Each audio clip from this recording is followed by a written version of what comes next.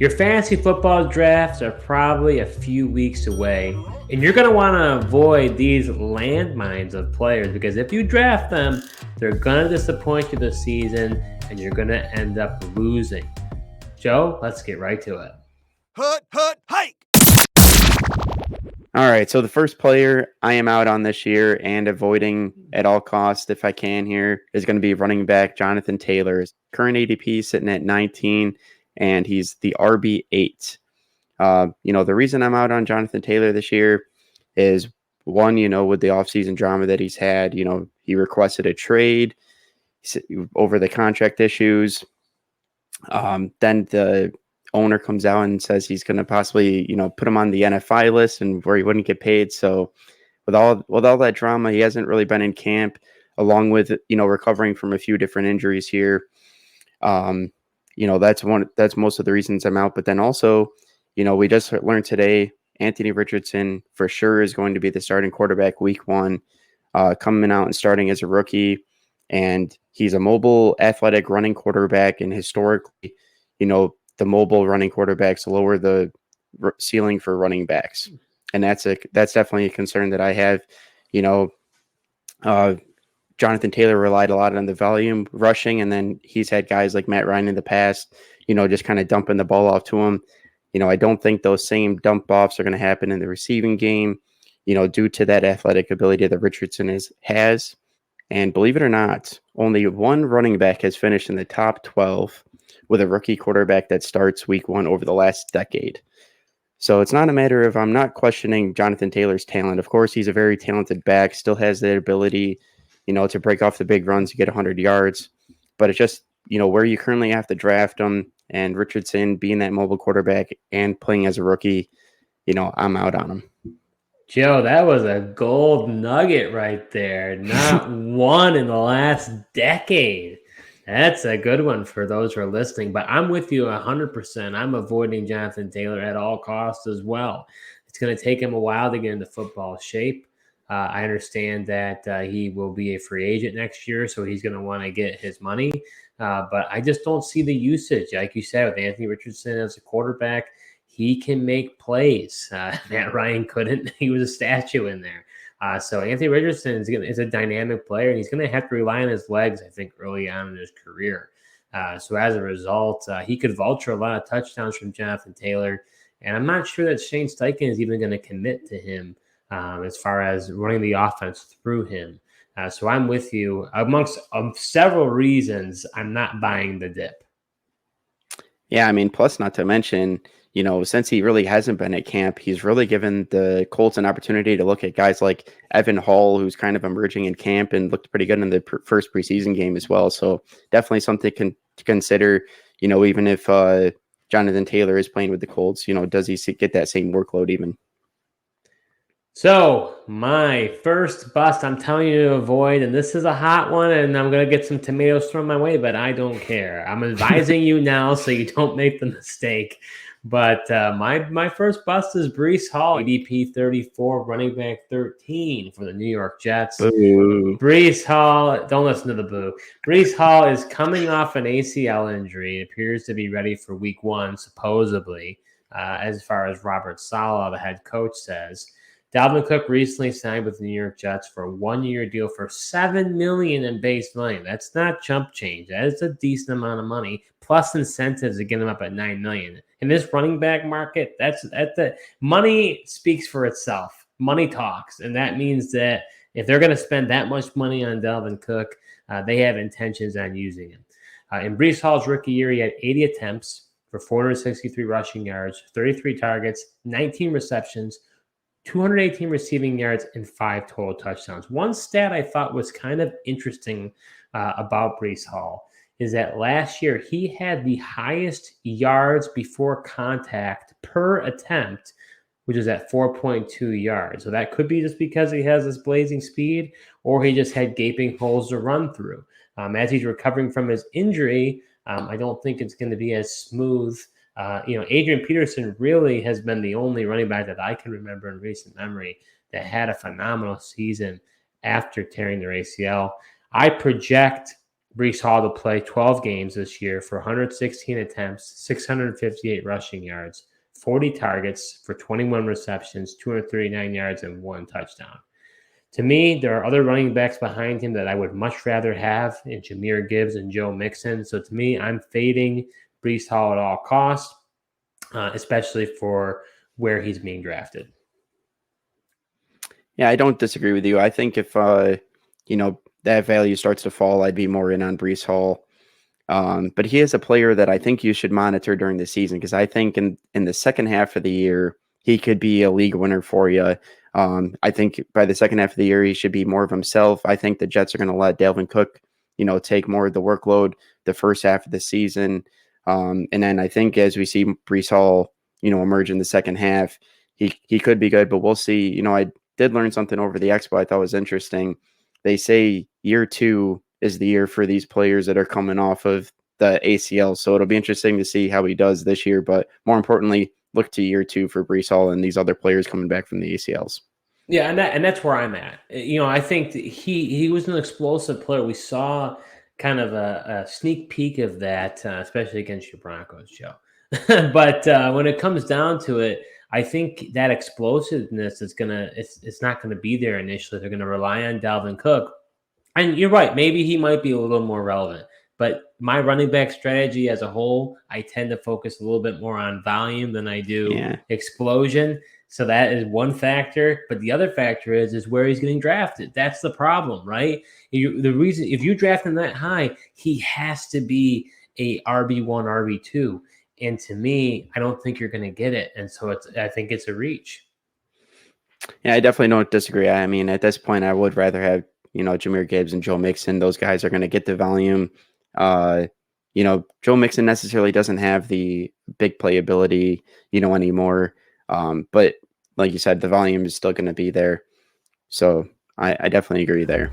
So are you enjoying this video so far? Well, if you are, show your support to our new channel by hitting the subscribe button and liking this video. We'll be creating videos all NFL season long, so you're not going to want to miss what we have in store. So the next player I'm going to be avoiding in my next bust pick here is wide receiver Kadarius Toney. He's currently sitting at ADP 110 and wide receiver 46. Toney, there's no denying his talent. He's extremely athletic and a dynamic receiver when he plays. The problem is that he just hasn't been available, only playing in 19 games over the last 2 seasons, and barely was on the field during the Super Bowl.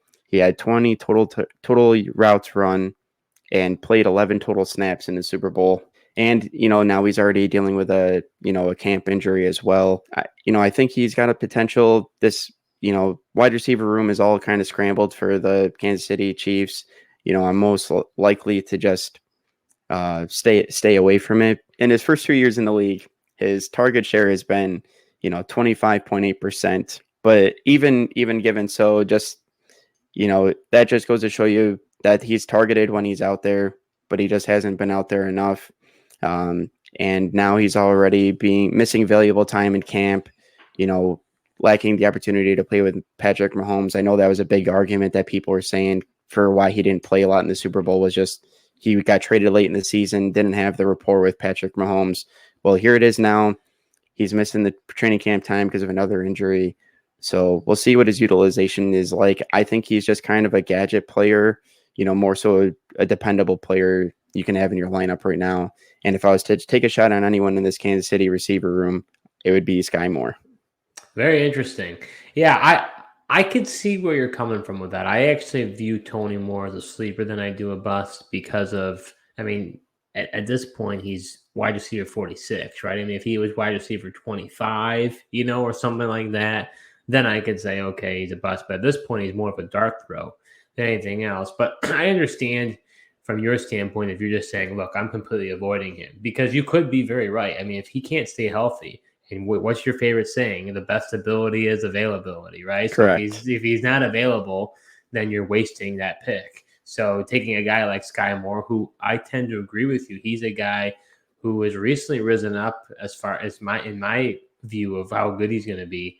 I heard something that Andy Reid, when it comes to receivers, it is their first year they do not do so well, but then the second year they really get acclimated.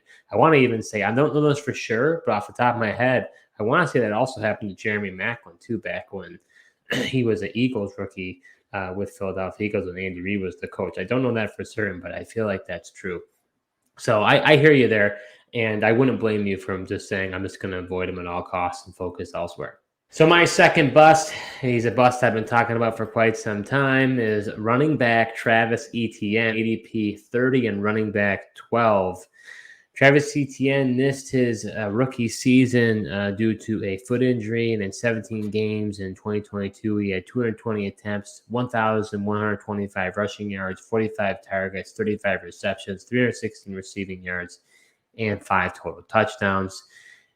For me, it was really trying to assess what he did after James Robinson left.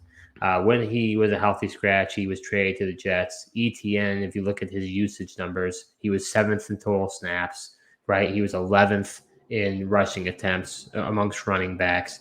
He was 25th amongst running backs in targets, and he was 13th in routes run amongst running backs. So when James Robinson's gone, he had a huge amount of usage. Now, the argument could be made that he just does better and he's more of an explosive player. And I understand that, but Tanks Bigsby, they drafted him, I believe in the 3rd round. He had raving reviews in camp recently that I've been hearing. And I believe he's going to eat into his volume quite considerably. To me, volume matters. I know people will say that it doesn't, but you think about receivers, you want to know that how many targets they're going to get in their target share. For quarterbacks, you want to know how many attempts they're going to have. It's the same idea. For running backs, you want to see their volume in the receiving and the rushing game. And to me, right now, ETN's ADP does not support, what you're going to get out of him. I project over 17 games, he'll have 66 targets, so actually a little bit of an uptick in the receiving game for 44 receptions for 405 receiving yards. That's due mostly because I think Trevor Lawrence is going to take a huge step forward.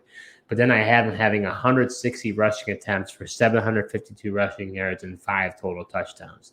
And a part of that reason is because I think Tank Bigsby is really going to step in. They really like him, and I think it's going to be more of a committee approach between the two of them as far as the running duties. And honestly, Tank Bigsby is kind of an under-the-radar receiver. You have to remember, Travis Etienne was not drafted by Doug Peterson. He was drafted by Urban Meyer. And anytime you have a regime change, it's not a guarantee that they're going to just roll with that guy. So to me, I am fading Etienne at all costs. Yeah, I definitely don't agree with you on this one as much. I still like Etienne. I think he still could be a potential, RB12 kind of where he's being drafted here. I'm more of the point. I get your point of the volume, but sometimes, there's just those ceiling plays and those guys that just don't need as many touches. And that's really Travis Etienne. Travis Etienne, we realized that he doesn't have the body to hold up for all that volume that you're talking about. So having a guy like Tank Bigsby, I think is actually valuable for him. And him just hitting those explosive plays, I think he's still going to be relevant for you. Well, you can have him then. Yeah, that's fine. You can leave him take him. I have no issue with that. You could have him for free. Awesome. I'll take him, especially for free. All right, Steve. So you said my last player wasn't really that big of a bust. Well, here we go. I got my last player that I'm calling a bust and I'm planning on avoiding is going to be tight end George Kittle. His ADP is currently sitting at 48, and he's the tight end 4. And Steve, this one really pains me. This is the most painful bust that we had here. I just love George Kittle. I love the person he is, and I love the way he plays. He just that intensity he plays with and physicality. I just admire the guy, and would love to have him, on an NFL team, but just not as much on my fantasy team. I think he's a really efficient blocker, which I think eventually, hurts him as far as being able to have the, routes run in the passing offense, as the 49ers like to run the ball first and then, rely on the play action. But Kittle was 5th at the position in yards per route run last year and top 10 in yards after catch per reception. I just think George Kittle's in line for some regression from the end of the season that he had with Brock Purdy once he took over. He had 7 touchdowns over the final month of the season with Brock Purdy, when over the last 5 years of his career, he's averaged 4 touchdowns per season. So I definitely think he's going to fall back to more towards what his average is. Maybe he gets 5 touchdowns, but I definitely don't think he's going to get 7 touchdowns again. And especially if, from what I'm hearing, if Deebo Samuel is going to be a bigger presence in this offense, and I know he's bound and determined to have a better year than he did last year. And if that's the case, then I think that hurts Kittle quite a bit. Kittle is just a very volatile, up and down player. He definitely has the ability to win you some weeks, but just over the course of the season, I think he's just a frustrating player because you see those boom weeks and know what his potential is, but a lot of times he just has such a low floor that it really hurts you week in and week out. So, or you could currently draft him. I'm out at his current ADP. I'd rather wait another round and have a guy like Dallas Goedert and be a much safer week-to-week play for me. Yeah, Joe, I'm with you 100%. I am very concerned about this 49ers quarterback room, to be honest with you. Trey Lance looked really shaky in that preseason game. It looks like I got out at the right time. But that's a different topic. I won't get down that bunny trail. Then, with Brock Purdy, trying to recover back from the UCL strain. There have been some mixed reports as far as her performance in training camp. I know it's training camp. You have to kind of be selective in what you're hearing. But was he a one-hit wonder? They didn't have film on him. He came in. Now teams have film on him. I don't know. I don't know if he's just going to step right in and be the Brock Purdy he was last year. It would be an anomaly. So to me, that concerns me. And then Sam Darnold. So I don't know who's going to be throwing the ball. Plus, we heard recently Kittle's already injured. He is dealing with an abductor strain. So like you said, this guy, he's gotten banged up a few times. And there's some other tight ends that are later in the draft. I'd rather he's really at the worst spot, honestly.